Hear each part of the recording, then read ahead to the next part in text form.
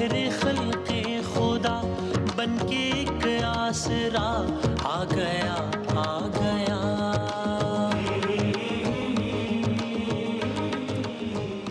خوش آمدید. علماء کرام ہمارے ساتھ تشریف فرمائے. علامہ شجاع الدین شیخ صاحب، جناب مولانا محمد رضا داؤدانی صاحب، مفتی عامر صاحب، مفتی سہیل احمدی صاحب، بہت شکریہ سب کا. کوشش کرتے ہیں زیادہ سے زیادہ سوالات کو انٹرٹین کر سکیں انشاءاللہ. جی سنائیں گے، پہلا سوال سنائیں مفتی عامر صاحب. تمام مفتی صاحبان سے گزارش ہے کہ سود پر تفصیل بیان کریں، اور جو ہم لائف انشورنس کرواتے ہیں اس کی شرعی حیثیت کیا ہے؟ سود اور لائف انشورنس. اب سود پہ دائرہ تفصیلی بیان تو بتاؤ آپ کو، ایک آدھ جملے کہہ دیں جو بھی باقی. اللہ الرحمن الرحیم. سود کے حوالے سے قرآن پاک میں واضح طور پہ صراحتاً حرمت آئی ہے، اور جہاں بھی حرمت آئی ہے وہاں پہ یہ بات کہی ہے مطلقاً کیٹاگوریکل کہ یمحق اللہ الربا و یربی الصدقات. سود دراصل یہ ہوتا ہے کہ اس میں آپ کسی کو رقم دیتے ہیں، صحیح ہے، اور اس کے بدلے میں اضافی رقم آپ لیتے ہیں. صحیح ہے. یعنی رقم ادھار میں دیتے ہیں، پھر اس کے بدلے آپ اضافی رقم لیتے ہیں. یہ ضروری نہیں ہے نا کہ یہ کام صرف بینک سے ہو رہا ہو. دو لوگ آپس میں آپ سے ایک چیز خرید رہا ہوں اور آپ کہہ رہے ہیں کہ بھائی یہ چیز 10,000 کی ہے، لیکن چونکہ آپ مجھے انسٹالمنٹس پہ دے رہے ہیں تو آپ مجھے واپس دیں گے 14,000 روپے، تو یہ بھی سود کی کیٹیگری میں آ جائے گا. ایک چیز ہے جو کہ 10,000 روپے کی ہے. نہیں، یہ سود نہیں ہوگا. اچھا، یہ سود نہیں ہوگا. دیکھیں، کوئی چیز خرید لی نا تو تجارت ہو گئی. اچھا، اس میں بے شک اصل رقم سے اب زیادہ واپس کر رہے ہیں. اب خرید لی نا تو تجارت ہو گئی. اس نے 10,000 کی چیز آپ کو 14,000 کی بیچی ہے، اس میں سود نہیں ہوگا. ٹھیک ہے، اچھا یہ ہو گیا، ٹھیک ہے، سمجھا گیا. اب اگر کسی نے کسی کو پیسے ہی دیے، آپ نے مجھے 10,000 روپے دیے اور کہا جی آپ نے مجھے ریٹرن کرنا ہے 6 مہینے میں، آپ مجھے ریٹرن 14,000 کریں گے، اب یہ سود ہو جائے گا. اب سود ہو جائے گا، کیونکہ خرید و فروخت نہیں ہے اس میں کوئی. کلو کردن جرہ بہا ربا جرہ بہا منفعتاً فہو ربا. تو ہر وہ قرض جو کہ نفع لے کر آئے، نفع کھینچ کر لائے، وہ سود ہوتا ہے. صحیح. یہ سود کے حوالے سے واضح ہے. یہاں پہ 2 جملے عرض کر دوں گا. جی ضرور. ایک یہ کہ سود کے حوالے سے لوگوں کا تاثر یہ ہے کہ یہ جو کمرشل لون ہوتا ہے اس میں کوئی حرج نہیں ہوتا، کمپاؤنڈ انٹرسٹ منع ہوتا ہے، یعنی سود در سود اضعافا مضاعفہ. تو قرآن میں اس کا بھی ذکر ہے اور مطلق بھی ذکر ہے. لہٰذا جو ہے وہ سود اضافی رقم جس رقم پہ بھی لی جائے گی وہ سود کہلائے گا. اس میں کوئی یہ تخصیص یا اس قسم کی کوئی بھی ترتیب نہیں آئے گی کہ یہ سود ہے. ٹھیک ہے. اور اسلامک انشورنس کا بھی کہہ رہے ہیں. اسلامک انشورنس کے حوالے سے یہ ہے کہ اسلامک انشورنس اور انشورنس میں فرق ہے. اسلامک بلکہ سوری اگر میں، چونکہ ہم اسلامک بینکنگ کی بات کریں گے، میں نے سوال غلط پڑھ دیا. لائف انشورنس کی اسلامی حیثیت کہہ رہے ہیں، اسلامک بینکنگ میں الگ سے بات کر لیں گے. لائف انشورنس یہ اسلام میں ٹھیک؟ ہاں، لائف انشورنس جو ہے وہ یہ ہوتا ہے کہ آپ جو ہے وہ ایک مخصوص رقم دیتے ہیں اور پھر اس کے بعد جو ہے وہ کچھ عرصے تک پریمیم دیتے رہیں گے. آپ کی پالیسی جو ہے وہ بالکل شور ہو جائے گی، کنفرم ہو جائے گی. اگر خدا نہ خواستہ انتقال ہو جائے تو وہ آپ کو جو ہے وہ اس کے بدلے میں رقم دیتے ہیں. یہ اس طرح ہوتا ہے کہ اس میں یا تو آپ زندگی بھر دیتے رہے سالوں تک اور آپ کو ملنے والی رقم اس سے کم ہو، یا اس طرح ہوتا ہے کہ آپ نے ابھی یہ پالیسی گین کی تھی، کچھ عرصے بعد بندہ ایکسپائر ہو گیا اور 2-3 انسٹالمنٹ میں ہی پتہ چلا کہ اس کو اچھی خاصی رقم مل گئی. صحیح ہے. تو اس میں یک طرفہ جو ہے وہ نفع اور یک طرفہ نقصان ہوتا ہے، اور دیا بھی جاتا ہے رقم. تو اس کے اندر لائف انشورنس کے اندر جوا اور سود یہ 2 ایلیمنٹ پائے جاتے ہیں. اچھا، تو یہ اس کی نئی شرعی ممانعت ہے. فقہ جعفریہ ہے کیا ہے؟ بسم اللہ الرحمن الرحیم. ظاہر ہے کہ اصولی طور پر تو سود کا جو مسئلہ ہے وہ قرآن مجید کے اندر ڈسکس ہوا ہے، اور اگر کوئی اس کے اوپر اصرار کرتا ہے تو حرب سے اس کو تعبیر کیا گیا ہے کہ اللہ اور اس کے رسول کے ساتھ پھر وہ جنگ کے لیے تیار ہو جائے. تو اتنی سخت وعید ہے. تو سود کا جو عنوان ہے وہ تو قطعاً قابل قبول نہیں ہے، مگر جس طریقے سے تفصیل کے اندر پہ اختلاف ہو جاتا ہے کہ جیسے مثال کے طور پر بھی انسٹالمنٹس کی بات کی گئی، تو بہت سارے افراد ظاہر ہے کہ بعد نظر میں اس کو بھی دیکھیں گے تو کہیں گے کہ صاحب یہ بھی ایسا لگتا ہے کہ جیسے سود ہے.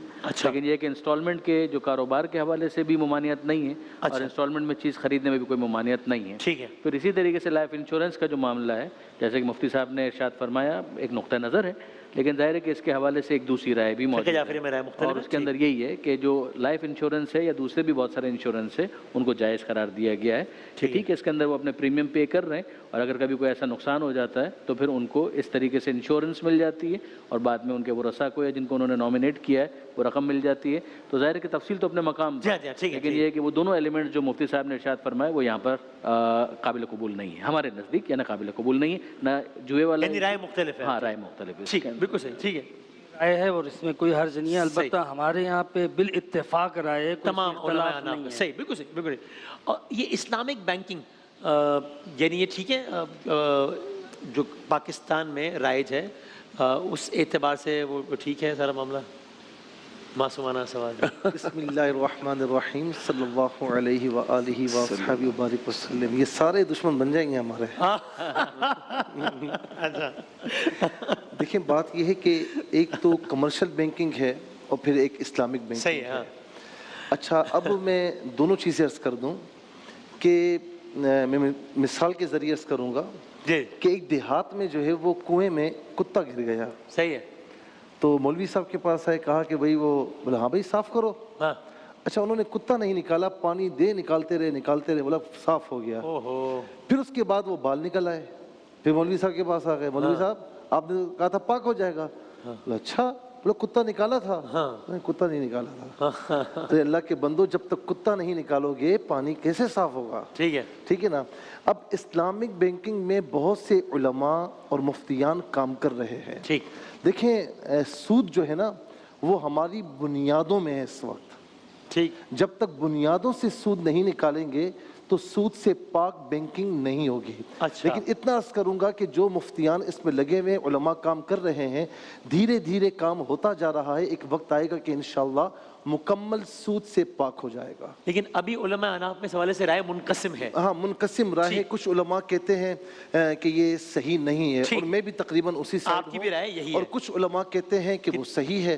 ہاں, کوئی بیوہ آ جائے, کوئی اتنا ایجڈ شخص آ جائے کہ اس کے پاس رقم موجود ہے اور وہ چاہتا ہے کہ میں کہیں کاروبار میں لگاؤں, اچھا اب کسی کو دیتا ہے تو وہ پیسہ کھا جاتے ہیں. صحیح ہے. تو پھر ہم بامر مجبوری کہتے ہیں کہ ٹھیک ہے, کسی مفتی سے مشورہ کر کے آپ یہ کام کر لیجئے. اچھا, انسٹالمنٹ کے حوالے سے ایک چیز عرض کروں گا کہ بالکل صحیح مسئلہ یہی ہے, لیکن ایک چیز کہ جی یہ 10,000 کی چیز ہے, میں آپ کو 15,000 میں دے رہا ہوں, لیکن اگر آپ نے اتنی مدت میں رقم ادا نہیں کی تو آپ کو اوپر ادا کرنی پڑے گی, تو یہ غلط ہے.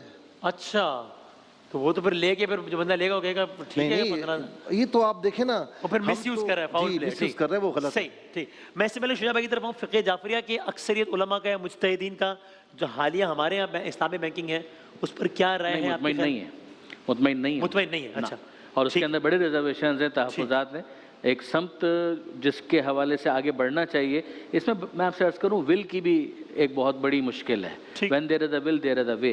اگر آپ دیکھیں تو اس حوالے سے بہت سی گائیڈ لائنز جو ہیں شریعت کورٹ وغیرہ کی طرف سے بھی موجود ہیں, اور اس حوالے سے کافی ڈیڈ لائنز بھی دی گئی تھی مگر اس کو پھر آنر نہیں کیا گیا. تو ایک سنجیدگی کا جو فقدان ہے اس کے حوالے سے واقعاً شکوہ کرنا پڑتا ہے کہ اتنا بڑا مسئلہ جس کو قرآن مجید نے جس طریقے سے ہائی لائٹ کیا ہے, حضور صلی اللہ علیہ وآلہ وسلم نے جس طریقے سے اس کی مذمت کی ہے, تو اس کے حوالے سے پھر وہ ملک کے جو اسلام کے نام پر حاصل کیا گیا ہے اس میں سنجیدگی ہونی چاہیے اور اس کا پیس زیادہ ہونا چاہیے. مفتی صاحب نے بالکل صحیح فرمایا کہ علماء لگے ہوئے ہیں, مفتی صاحبان لگے ہوئے ہیں, مگر جب سرکاری سطح کے اوپر ایک چیز کو اس درجے کی سنجیدگی حاصل نہیں ہوگی نا تو پھر ظاہر ہے کہ اس کا پیس سلو ہی رہے گا.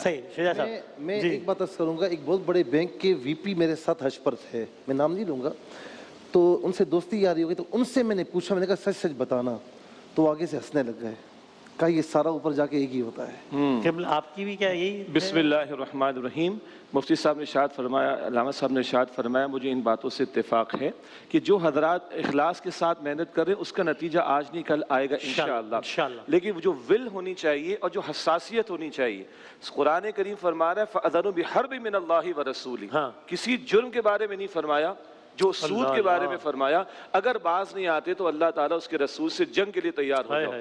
کبھی کبھی کوئی جرم ہمیں جرم محسوس نہیں ہوتا, بھائی وہ دینے کو تیار, میں لینے کو تیار, آپ کو کیا پریشانی. صحیح. کبھی ہمیں سمجھ نہیں آتی تو اللہ کے رسول علیہ السلام احادیث مبارکہ میں وہ انداز اختیار کرتے کہ بندہ ہل جاتا ہے. حضور نے فرمایا, معاف کیجئے گا, کہ سود کے گناہ کے 70 حصے ہیں, کم ترین یہ ہے کہ کوئی اپنی والدہ کے ساتھ منہ کالا کرے.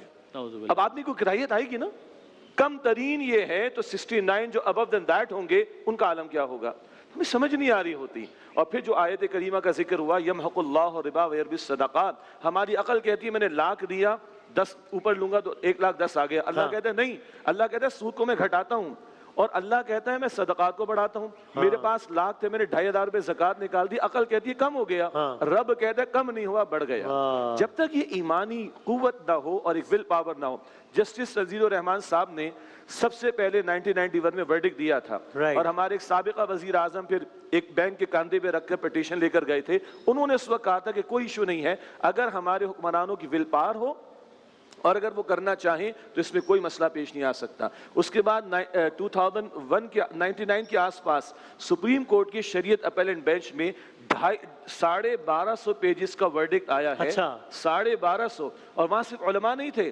بینکرز بھی تھے, اکانومسٹ بھی تھے, لوکل بھی تھے, فورن بھی تھے, اور ساری چیزیں کلیئر کٹ ہو گئیں. اس کے بعد کیا ہو, ہمارے سابقہ حکمران صاحب نے وہ بینچ ہی ختم کر دیا.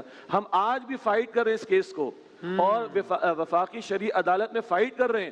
وہاں پہ اٹارنی جنرل آ کے سارے اپنے بیان بدل دیتے ہیں, کبھی بینچ ٹوٹ جاتا ہے. معاملہ یہ کہ سیریسنس نہیں ہے. جب وہ سیریسنس آ جائے گی تو اس وقت تک جو کام ہوا اسلامک بینکنگ پر وہ بھی کام آئے گا, اور خدا را اللہ اور اس کے رسول سے حالت جنگ سے نکل آئیں, تبھی اللہ تعالیٰ کی رحمتیں یہاں پر نازل ہوں گی. Do we have examples to quote in today's world کہ یار فلاں ملک میں بھی تو ماڈل چل رہا ہے نا, یا فلاں ملک میں بھی تو چل رہا ہے نا, ہے اس طرح کی؟ دیکھیے چند کوششیں ضرور ہوئی ہیں, لیکن بات یہ کہ جہاں کہیں بھی آپ ایک بینک کو اسٹیبلش کریں گے وہ سینٹرل بینک کے انڈر میں ہوگا. آپ 100 بینک بنا لیں, اگر وہ اسٹیٹ بینک آف پاکستان کی پروڈینشیل ریگولیشنز کو فالو کرنے پر مجبور ہوگا تو پھر وہی مشکل آئیں گی کہ وے آؤٹ نکالنے پڑیں گے. آپ یہاں سے کچھ لگائیں گے, وہاں سے کچھ لگائیں گے, جب تک ڈراسٹک چینج نہیں آئے گی, ول پاور نہیں ہوگی. اس لیے کہ سینٹرل بینک آف پاکستان یا اسٹیٹ بینک آف پاکستان وہ اس کے پروڈینشیل ریگولیشنز کو اس کے تابع فالو کرنا پڑتا ہے. کچھ آپ ایڈ کرنا چاہیں پھر میں اگلا راؤنڈ شجاع بھائی سے شروع کرتا ہوں. میک شفٹ ارینجمنٹس ہوتے ہیں, بہت ساری چیزیں ایسی ہوتی ہیں کہ جن کو آپ پیوند کاری کے ذریعے سے حل کرنے کی کوشش کریں, رفو کر دو یا پیچ ورک کر دو,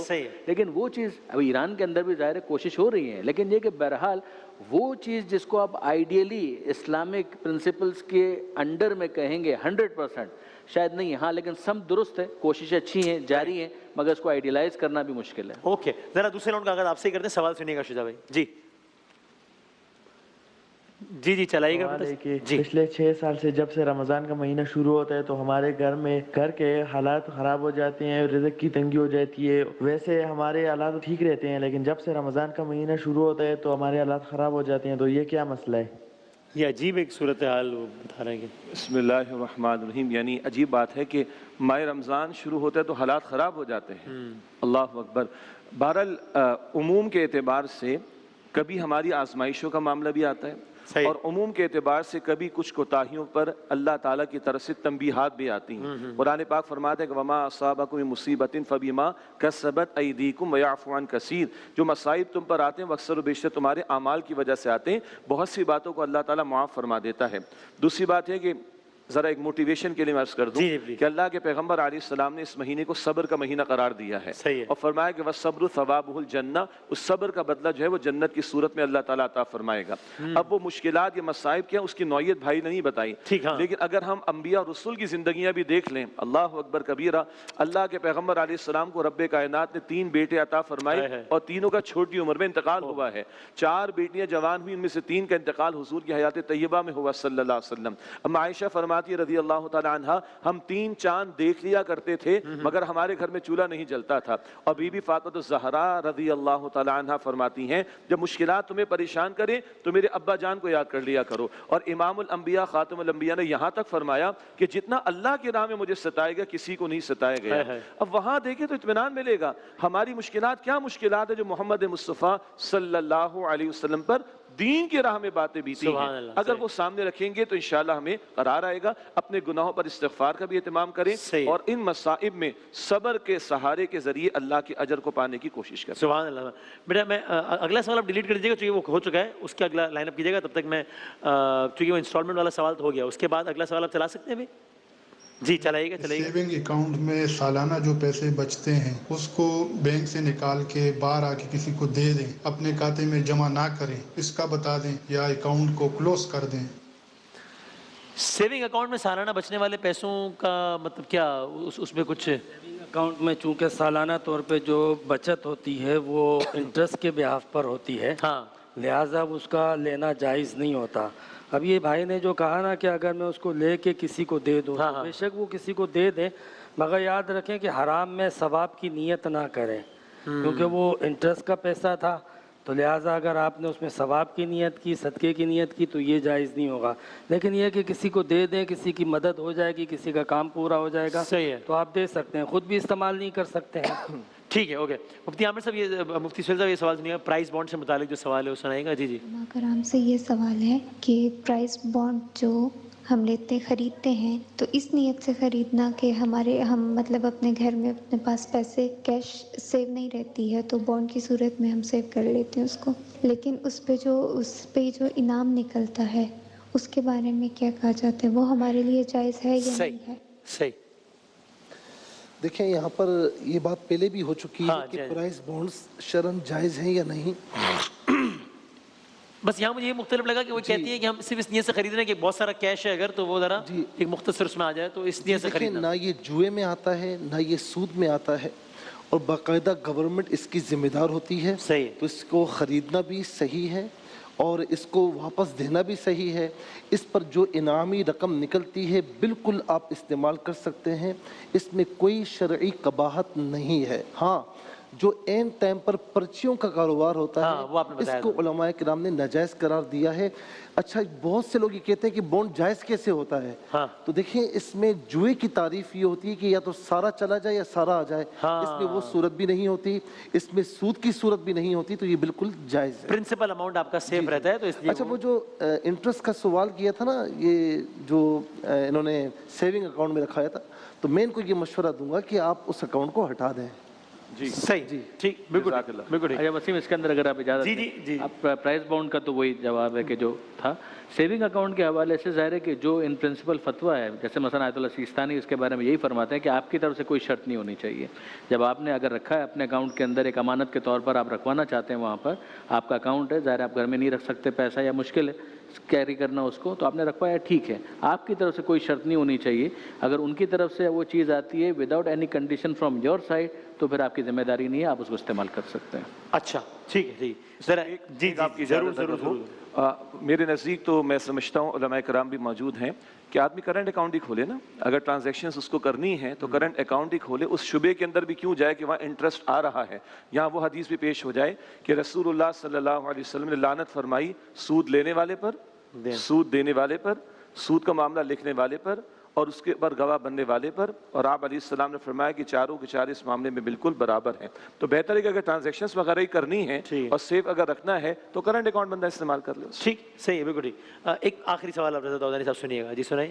سر یہ مجھے علماء کلام سے یہ سوال پوچھنا تھا کہ اگر کسی نے گولڈ خریدا 5 لاکھ روپے کا اور وہ کچھ سالوں کے بعد اس نے وہ جب قیمتیں بڑھی وہ 10 لاکھ کا بیچ دیا, تو اب وہ زکوٰۃ دے گا تو وہ 5 لاکھ کے حساب سے دے گا یا 10 لاکھ کے حساب سے دے گا؟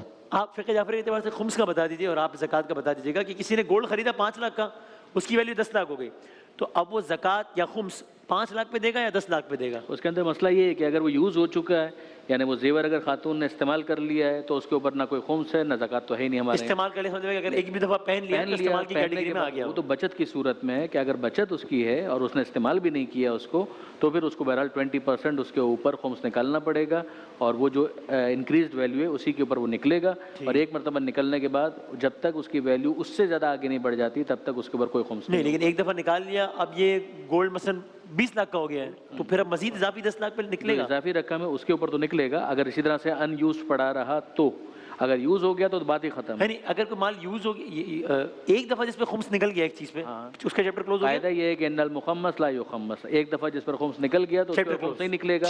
اگر وہ چیز اسی طریقے سے پڑی ہوئی ہے ان یوز پڑی ہوئی ہے تو پھر جو ایڈیشنل ویلیو ہے اس کے اوپر تو خمس نکلے گا, مگر جو پچھلی ویلیو تھی اس کے اوپر کوئی خمس نہیں نکلے گا. آخری بس 1 منٹ 30 سیکنڈ رہ گئے. بھائی آپ کو 5 لاکھ روپے کا فائدہ ہوا ہے اور زکوٰۃ کم دینا چاہ رہے ہیں, ایسا تو نہ کریں نا. ٹھیک ہے صحیح. تو گولڈ کی جو کرنٹ ویلیو ہے اس پر زکوٰۃ نکلے گی. صحیح. جناب بہت شکریہ, تمام علماء کرام کا بہت شکریہ. وقفے کے بعد دوبارہ حاضر ہوتے ہیں انشاءاللہ.